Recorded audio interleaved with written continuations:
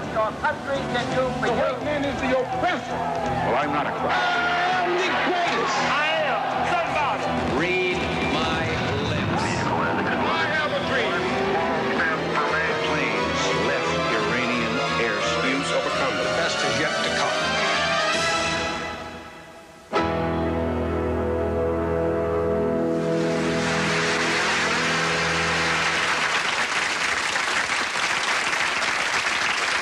Good evening, I'm Ron Reagan. President John F. Kennedy used to say everyone could remember where they were when they heard the news of Pearl Harbor and the death of Franklin Roosevelt. In this half of the 20th century, it is the news of his assassination, of course, that has us all frozen somewhere back in our life, trying to grasp news that was simply too large and too bad to absorb, and still is in many ways. The death of John F. Kennedy doesn't go away. The murder resists solution. The memory won't fade, and the implications seem to grow more and more devastating even today, 28 years after the fact. We seem no closer to acceptance or understanding, but the assault continues. Norman Mailer has a fat new novel that tries to put Kennedy and the CIA in some sort of context. Oliver Stone's new movie is about the New Orleans District Attorney Jim Garrison and the one single criminal prosecution in connection with the case. There's a movie about Jack Ruby, a miniseries on Jackie Kennedy, a 5-part cable show called The Men Who Killed Kennedy. And staring up at you from every newsstand in the country, the current issue of Esquire with a cover story on JFK. The man, the movie, the murder mystery. With us tonight, Robert Sam Anson wrote that cover story for Esquire magazine. He wrote a book about the Kennedy assassination in 1975 as well. David Lifton's book, Best Evidence, got the case into the New York Times bestseller list, and his theories on what happened to JFK's corpse after the assassination have broken important new ground. Carl Oglesby is head of the Assassination Information Bureau in Boston, and Carl is an expert on the political aspects of JFK's death. Robert Groden was the chief consultant for a recent British TV series called The Men Who Killed Kennedy. He's a professional photo analyst who's made much of the photographic evidence on the assassination. He's made it public, that is, or at least available to the public. Welcome to you all. Thank you all for being here.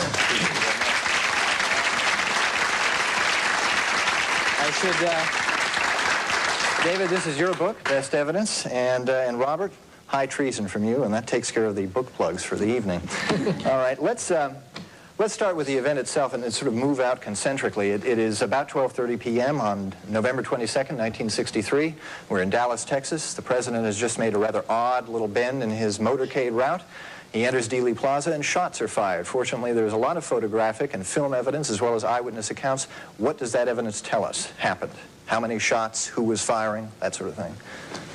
We've been fighting about that ever since it happened. If only there had been a few more photographs, a few more films, maybe we could have pinned it down. If only there had been an autopsy in Dallas instead of the removal of the body under certain peculiar circumstances to Washington. But the fact is that for all the eyewitnesses, for all the photographic and other kinds of evidence, it's still a mystery as to what happens. Of course, the government says that there were 3 shots fired, one of them missed. One of them hit both the president and Governor Connally, the so-called single bullet or magic bullet theory. And then a 3rd shot hit Kennedy in the head and clearly was fatal. Mm-hmm. Look, it's the central thesis of my book and central to what I think happened, that President Kennedy's body was secretly altered between the time of the shooting at 12:30 and the time of the autopsy. Okay. And it's the alterations that have confused the issue and prevented us from knowing the truth and make Oswald look guilty. Okay, I want to get to the autopsy in a bit, but let's stay in Dealey Plaza just for the moment. Robert, you've made a great study of the Zapruder film, the Abraham Zapruder film, which many of us have seen, and unfortunately was too expensive for us to get a hold of for the show. What does that seem to demonstrate about the number of shots? Well, the Zapruder film is, in fact, a clock for the assassination. It creates what I like to refer to as salami slices of time. You can tell what happens from the evaluation of the film, each frame running about an 1/18 of a second from the one before or after it. And given the responses of both men and aligning the film with the acoustics tape that was made quite by accident by the Dallas Police Department, you end up with a relatively accurate scenario of the events. That is that more than one person was firing, because the Zapruder film also shows us the spaces between the shots. And because of that, we know that the capability of Lee Harvey Oswald's rifle was not fast enough to have fired the shots that quickly. There had to be at least a second assassin, based on the photographic evidence alone. There is also a lot of eyewitness testimony. Do you find it compelling? The eyewitness testimony that was presented to the Warren Commission, two-thirds of the witnesses said that the fatal shot that killed the president came from the direction of the grassy knoll, the so-called grassy knoll, in front of him, where the Warren Commission, the government explanation is that all the shots came from behind the president. The catch of having shots in front of the president, we know that there were some shots from behind as well, so you have ipso facto two gunmen or a conspiracy. Part of the difficulty with Dealey Plaza is that eyewitness testimony is not the most reliable thing in the world. People get emotionally charged, especially during an incident like that one. So you're looking for what is the best evidence and what is the most cold-blooded kind of evidence. We have lots of photographs. Clearly, this is the most photographed assassination ever. One of the most photographed news events. One of the photographs is by a woman named Mary Moorman, and much has been made of that photograph, blown up, enhanced, what have you, that purports to show, and I'm not an expert, so I don't know, purports to show a man with a rifle. He appears to be wearing something like a police uniform at the top of the knoll. It appears to have been taken at the instant that he fired. It was taken within a sixth of a second of the shooting. Right now it is being analyzed outside of the country. We've tried to have it analyzed within the United States, and every time someone's gotten close to finishing an analysis, they get afraid of it. They run away from it, refuse to give a report, return the originals, and that's it. Whether the gentleman who appears to be in the photograph is really there or whether it's light or shadow, it's still, after 28 years, too soon to say. The evolution of computer analysis of photographs is now reaching a point where we may be able to do something with it. Maybe one of the problems, there is a tendency to get too hung up in what happened in Dealey Plaza, to spend too much time speculating on how many gunmen were there, what kind of weapons were they using, when were the shots fired. The fact of the matter is... We're only spending one segment on it. The fact of the matter is that the evidence that there was more than one gunman is overwhelming. And I think that you've got to get beyond the realm of Dealey Plaza to find out what was the motivation. We're heading that way. I just want to mention one more thing before we go to a break, and that's the evidence that seems to be suggested by physics. If you watch the Zapruder film, at the instant the president is hit in the head, his head snaps backward. Well, that's where my starting off point was in this whole case. Back in 1965, the 26 volumes were available. We did not have the Zapruder film in color or in motion, and when you look on the page of those volumes, and of course it's the same thing is true in the film itself, the head after the fatal shot goes back violently and to the left. And I don't see how it's possible to argue that the president can be propelled backwards by a shot from behind. Okay. That was The my calculated starting rate point. of acceleration, by the way, was 100.3 feet per second per second. Far faster than a neuromuscular reaction. The excuse that the so-called other side presents all the time is the car was accelerating. Well, in fact, it was decelerating.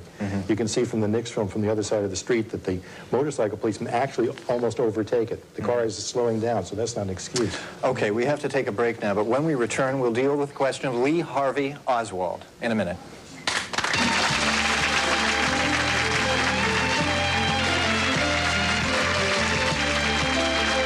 Kennedy, do solemnly swear I, John Fitzgerald Kennedy, do solemnly swear that you will faithfully execute the office of President of the United States that I will faithfully execute the office of President of the United States and will, to the best of your ability, and will, to the best of my ability, preserve, protect, and defend the Constitution of the United States. preserve, protect, and defend the Constitution of the United States. So help you God. So help me God.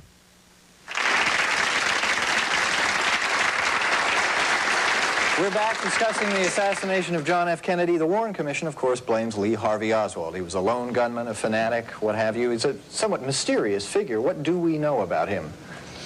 We wouldn't know much about him from reading the Warren Commission report. The Warren Commission alleged that Oswald shot and killed the president acting alone with no outside encouragement or assistance. According to the Warren Commission, he was a deranged stock boy who wanted to make a name for himself. The fact of the matter is that there has been convincing testimony both before the Warren Commission and since that the buffs have dug up that Lee Oswald had enjoyed extensive ties to U.S. intelligence. From the time he was in the Marine Corps, which assigned him to a top-secret CIA base in the Far East, to his so-called defection to the Soviet Union, which was, what, 59? No. to his return to the United States, he's been in and out of the company of people who clearly have, or not organized, but clearly have intelligence fingerprints all over them. That sound good to you guys? Yes, it's very important also to know about Oswald that there was a concerted effort starting already in 1960 to double him. There are at least half a dozen well-documented instances on the record, starting the earliest in 1960 when he's in the Soviet Union, presumably a defector, in which somebody who could not possibly have been Lee Harvey Oswald was calling himself Lee Harvey Oswald.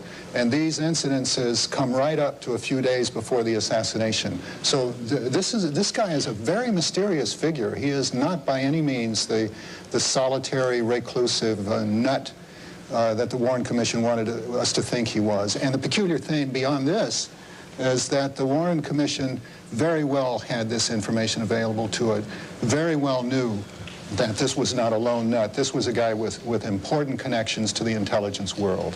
Indeed, he had a higher security clearance than his own commanding officer when he was stationed at Atsugi Air Base in Japan.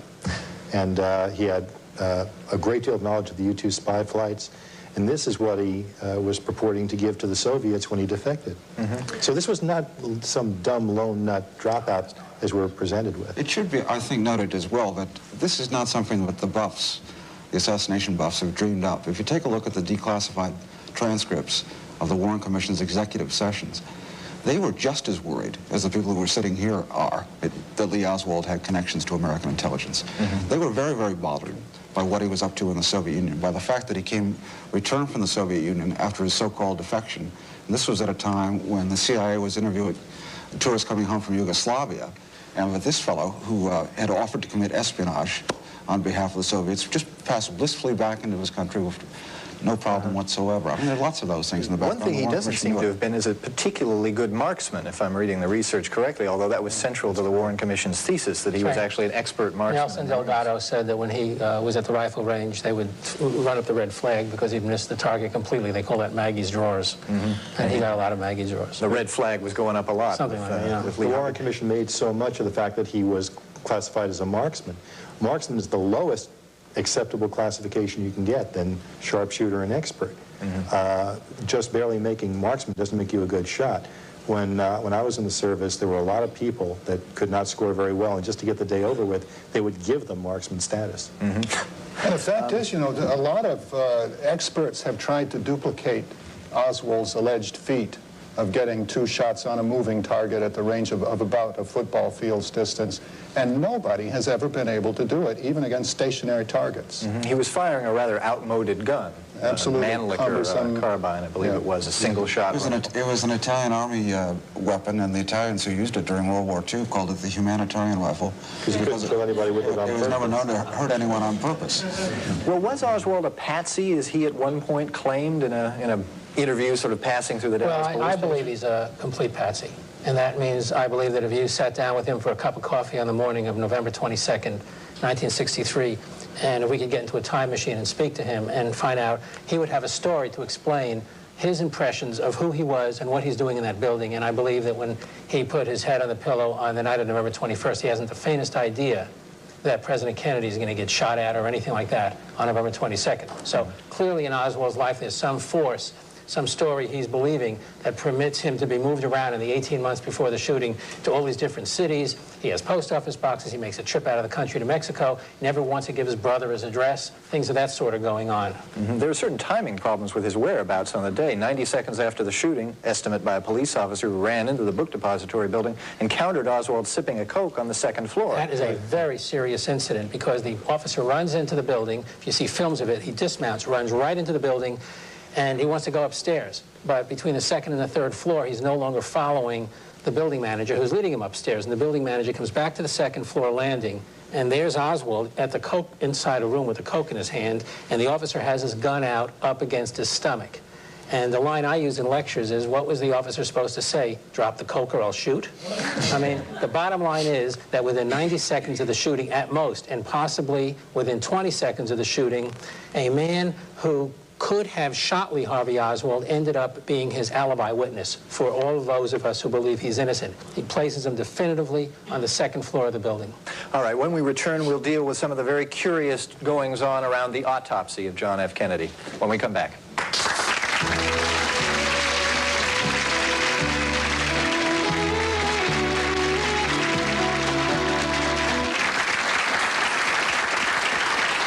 We're back with our discussion of the JFK assassination. All right, the shooting has happened. JFK is now taken to Parkland Hospital in Dallas. He has a massive head wound. He has a wound in his throat, perhaps a wound in his back. What do the doctors that first get to him see? What do they describe? They describe a wound at the front of the throat, thought to be a bullet's entry. They see basically two holes. He's lying on his back face up. They see a hole at the side of the necktie knot. They see another hole in the right rear of the head. They think the hole in the necktie knot's an entry. They think the one in the right rear is an exit.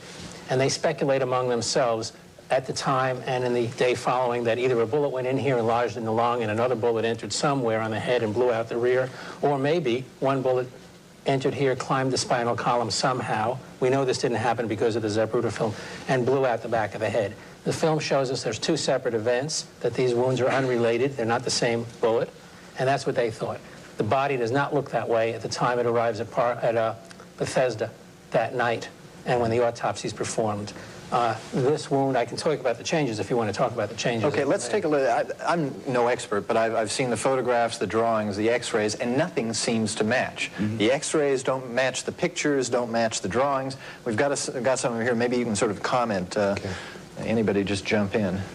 All right, this is what purports to be the wound coming through the back of the neck and a photograph. In the upper left, you have their insert there showing the Warren Commission view of the neck trajectory in the back of the neck, out the front of the neck. And the autopsy photograph on the right showing the little wound at point 1 there that no one saw at Parkland Memorial Hospital. And one of the doctors actually ran his hands up the back, and he said when questioned that he didn't know about any wound. Now, 9 years later, someone's come forward and said, oh, I was told about this wound. But the bottom line is that that's the neck trajectory, and at Dallas, they thought it entered from the front. At Bethesda, they thought it entered from the rear. And regarding that wound number 1, the Dallas doctor who did the tracheotomy, Dr. Perry, received a call from Commander Humes the morning after the assassination, and he was asked by Humes, did you make any wounds in the back? And that's just a fact of the record.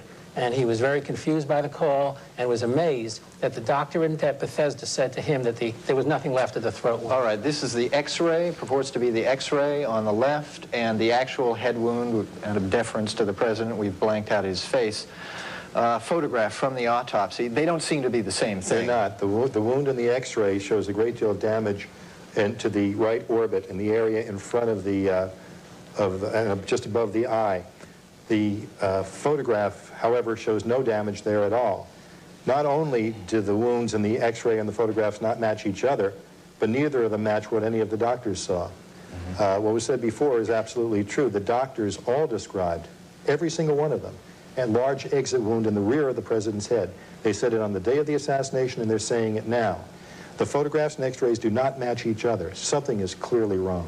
And the drawings clearly don't... One more detail about when the Assassinations Committee of the U.S. Congress looked at this stuff in 1977, 78, they made a final report acting as if they thought there was a big hole in the front right of the president's head. And nobody saw anything like that in 1963.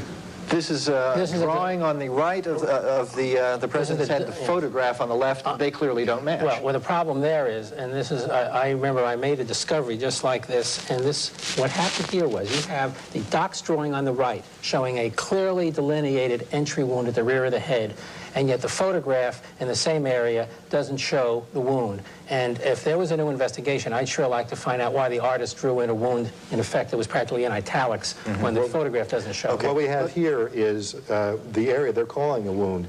There is no definition to it. There's no depth and there's no margin. There's hair going out of it. All it is a piece of dried blood. What happens to the president's body? He leaves Parkland in a bronze casket. He's loaded onto Air Force One, ends up in Washington, D.C. now. What happens then? Well, what happens then is the president's body is brought to Parkland Memorial Hospital. You want to talk about the evidence of the intercept? Now it's leaving Dallas. It's now on Air Force One. It is in Washington. The president's body is put into the large casket, is put on Air Force One. Now, Then the plane makes the flight to Washington. In Washington, the coffin is offloaded off Air Force One on national television. To pick up the story of what must have happened earlier than the day, you have to go to the witnesses who received the body. Paul O'Connor in the autopsy room gets the body in a body bag. That's in the House Select Committee's report. The body was not put in a body bag in Dallas. It was wrapped in sheets. When that report, when I made that discovery at the time, my book, Best Evidence, was about to go to Macmillan, and I had to stop publication of the book and go back to the record, because there the House report was publishing the fact that the body arrived in a body bag. And I called up the attorney for the House Select Committee and said, did Paul O'Connor say the body was in a body bag? And he said, if I wrote body bag, he said body bag. Mm-hmm. I said, Andy, his name was Andrew Purdy, do you know what a body bag is? And he said, no, what's a body bag? Mm-hmm. And I said, where were you during the Vietnam War? I mean, that's the kind of investigation they conducted, that they had the evidence, circumstantial evidence of an intercept, and they didn't even know what it looked like. Speculation seems to be that the president was in fact loaded off the other side of the plane and perhaps airlifted to Walter Reed Hospital before it went to Bethesda? That's correct. In Best Evidence in Chapter 31, I analyzed the audio tapes and showed that the only possible explanation for why you have the body arriving at at Bethesda Hospital in one coffin, a coffin which must have been empty if the body was not, was arrived in a body bag, and in a different coffin, was that something took place on the starboard side of the plane. And I show the radio transmissions, which I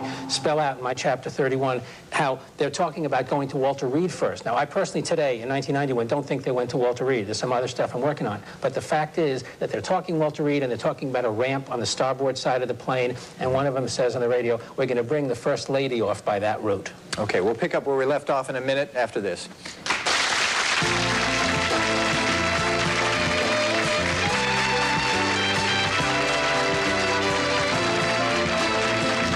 They say anything about there being no brain in the... Well, the comment was made that the brain was removed. But to my best knowledge, I don't remember seeing any saw cuts or any knife cuts.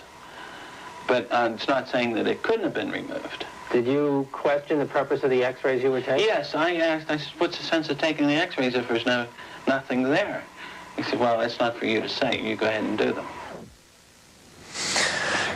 We're back. The assassination of John F. Kennedy. Clearly a lot of strange stuff was going on around this autopsy. We have one more set of slides, Robert, which you reminded me that we have. We can put them up now. Drawing. Very simply what this is, on the left is the drawing made for the House Assassinations Committee by Ida Docks. It purports to show the rear of the head virtually intact with the added entrance wound near the cowlick area. When we were writing High Treason, we brought these two drawings, the one on the left from the House Committee and the one on the right, which was done by Dr. Robert McClellan, one of the Dallas doctors. We showed this to 18 of the medical witnesses in Dallas, and every single one of them picked the one on the right, done by Dr. McClellan, as being accurate, depicting the president's head wound. And the one, they all said that the one on the left was not an accurate representation. The House Assassinations Committee report that no shot struck the president from the front was based entirely on the autopsy photographs. We should maybe make the technical point here for people who don't know it, is that entrance wounds are typically small and exit wounds are big. So if you see the big hole on the back of the head, that implies the shot came from the front. Bullets tend to flatten out as they pass through a body, tearing a larger hole as they exit. And since we're talking about...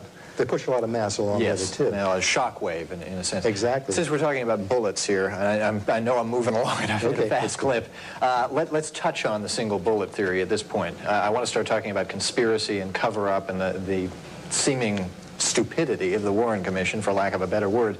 There was a pristine bullet found on the stretcher at Parkland Hospital, purported to be on Connolly's stretcher. That was the bullet that was meant to have passed through President Kennedy, made a rather odd right turn, and then came around again and struck Connolly under the armpit, passed through his chest, shattered his wrist, and ended up lodged in his thigh. Exactly. Now, that bullet had not a scratch on it. Well, the thing is, with the magic bullet, if you give the nature of the known wounds and the timing that we see in the Zapruder film, this has to be the flight path. The bullet strikes the president in the back, leaving a wound of entrance 6 inches below the point where it hit. It exits the throat, leaving a small, neat wound of entrance. Stops, waits in midair for 1.6 seconds, heads upward and to the right, apparently sees Governor Connolly and says, why not? Makes a sharp downward left-hand turn, hits Governor Connolly by the right armpit, fracturing the fifth rib, knocking out a 3-inch section, causing secondary missiles of bone to flatten and basically almost destroy his right lung. The bullet exits the right side of his chest, leaving a wound the size of an old-style silver dollar. Heading again right to left, sees Governor Connolly's wrist to the right, and again says, why not? Makes a right-hand turn, fractures the distal radius bone, one of the densest bones in Governor Connolly's body. Now it's heading out toward the grassy knoll, but then sees his left leg and makes a sharp U-turn. Buries itself in his left thigh, where it remains until it's surgically removed hours after the single bullet's on its way back to Washington. If nothing else about the Warren Commission report is ridiculous, the single bullet theory is. And that seems to me the linchpin of the Warren Commission. If you don't believe that, it all falls. Then the whole thing falls apart, and Oswald cannot have been the only assassin if he was, in fact, in the 6th floor of the school book depository building at all. Now, the Select Committee in the House tried to solve this problem by figuring out a faster way to fire the rifle. They decided if you didn't aim it, you could maybe get a shot off in something like 1.7 or 8 seconds, which is still too slow for that time interval. But it was on this assumption that, well, that raises all kinds of other questions. Certainly raises a lot of questions. Who put that bullet on the stretcher, for one? It certainly wasn't Lee Harvey Oswald, who was somewhere else. Well, the point is that if you have a body alteration plot, then planting ammunition in connection with a plan to alter the body makes perfect sense. If you don't have a body alteration plot, then you are playing at deuces wild, because if you plant a bullet, how are you going to know it's going to fit into the pattern of the wounding? So the only way the planted bullet makes sense is the idea that you are going to create a false impact situation, that you can punch a hole and plant a bullet. But the point that Carl made during the break was that all of this sounds all technical and mechanical. The importance of all of this is that it has a political implication. And that is, once you get away from the lone assassin theory, you get into the question. The reason the commission concluded one man did this and put the puzzle together this way is that they had too many wounds and not enough ammunition. Now, once you do it any other way, you start to question the evidence. And as soon as you question the evidence, whether it's a bullet, a body, or a coffin, or anything like that, you get into who's pulling strings, who's lowering camouflage over the event at the time or within hours of the shooting. And that gets real serious. And that's why there's a direct connection between the analysis of the shooting, which evidence was falsified, and what line of authority was used to phony it. Okay. In addition to that, another bullet was signed for at the autopsy. It was found by an admiral, handed over to the autopsist, who handed it over to the FBI. Siebert and O'Neill, the two agents, signed for it for a full missile recovered. That has never been placed into evidence, so we don't know what happened to it or where from the president's body it was removed. Okay, we have to take another break right now. When we come back, conspiracy, cover-up, etc. in a minute.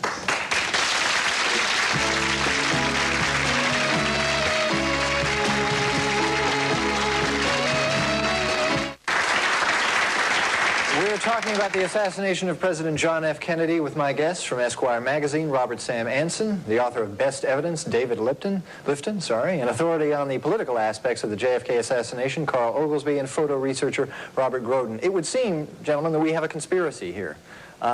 Who, why, how?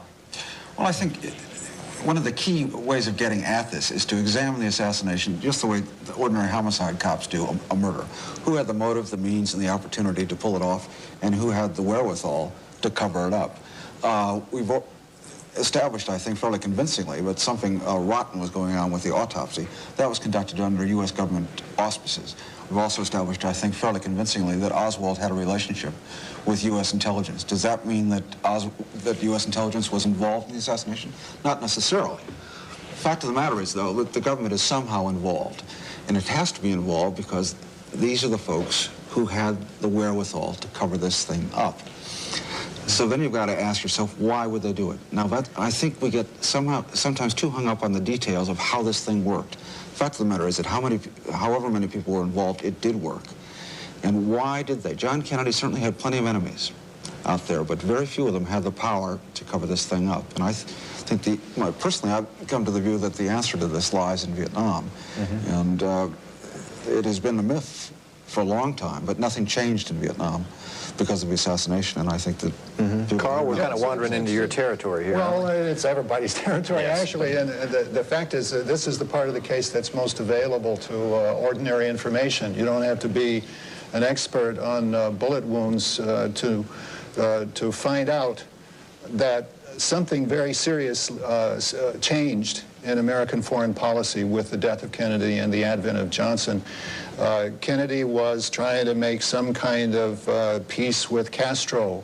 He was internally trying to make some kind of peace with the civil rights movement, which earned him lots of enemies in the South in particular. The Castro bit, by the way, made him a target for the anti-Castro Cuban community, the exiles who had flooded into the country after the victory of the Cuban Revolution in 1959, and who thought that they had a supporter in Kennedy, who believed that they would be able ultimately to mount an invasion on Castro's Cuba from the United States, overthrow Castro, and reestablish the system that had existed before, the system in which the mafia had controlled the casinos and so on. And in respect to Vietnam, it seems clear that Kennedy had decided sometime in the summer of 1963 that the United States simply could not invest more troops, more material, more money in the attempt to prop up a hated regime in the south of the country. And having tried to a certain degree to achieve certain results, and having failed to achieve those results, now he was going to pull away. This made a lot of people angry with him, too. There were a lot of folks who thought that we needed to fight that war in Vietnam. And it's not just speculation. There are top-secret documents that have been declassified that come from the White House, national security action memorandums, that confirm that President Kennedy, 6 weeks before his death, had secretly ordered the first withdrawal of 1,000 U.S. combat advisors from Vietnam by the end of 1963, and that they were all to follow by mid-year, I believe, of 1965. Now, that happened 6 weeks before his death. Then on November 20th, 1963, 48 hours before the assassination, the military calls for a massive buildup in Vietnam at a conference in Honolulu. Then on November 26th, when we have a new president in office, Lyndon Johnson, he approves escalatory steps and he cancels the withdrawal from Vietnam. Can we point any Now that figures? is documented, but this is not just speculation from far-out, crazy, paranoid people. This stuff is on black and white in documents, and there is no question about it. Policy was turned on its head because of the assassination. Well, Robert, it was interesting that Allen Dulles, who Kennedy has fired as head of the CIA, was the head of the Warren Commission investigating his assassination. Well, there's no excuse that he was made a member of the Warren Commission. Not only is this all documented, Robert's being very modest here. His magazine story, in fact, breaks new ground journalistically and reveals for the first time the existence of a major study which is going to be published in January, and by an Army officer and a PhD candidate who's probably going to get his PhD within days or weeks on this topic. And the book is going to be called JFK in Vietnam, and Robert interviewed him extensively and knows all about this. And the first information from this manuscript, and I'm proud to have been one of about 4 readers of this manuscript because the author's a close friend of mine, is John Newman. And I hope you have him on your show when his book is published. We'd love to. Is there any evidence that the Mafia was involved in this in any way? The Mafia may have been involved, but we have to remember always that the Mafia was in a contractual relationship with the CIA in the period 1960 to 1963. And certainly very involved with Cuba. They wanted their casinos back. Yes, absolutely. And the CIA peculiarly had turned to the Mafia in what came to be known as Operation Mongoose, and wanted to use Mafia hitmen to destroy Castro, Raul Castro, Carlos Rafael Rodriguez, Che Guevara, other Cuban leaders. And there is a large body of opinion that thinks that the assassination team that had been prepared to blow Castro away was turned around against Kennedy himself after it became clear that Kennedy was going to put a stop to these shenanigans against Castro. Well, I got to take a break. We'll pick up where we left off in just a minute.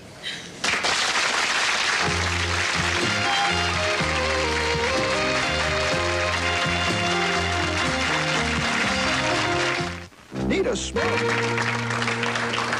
We're back with our discussion of the assassination of John F. Kennedy.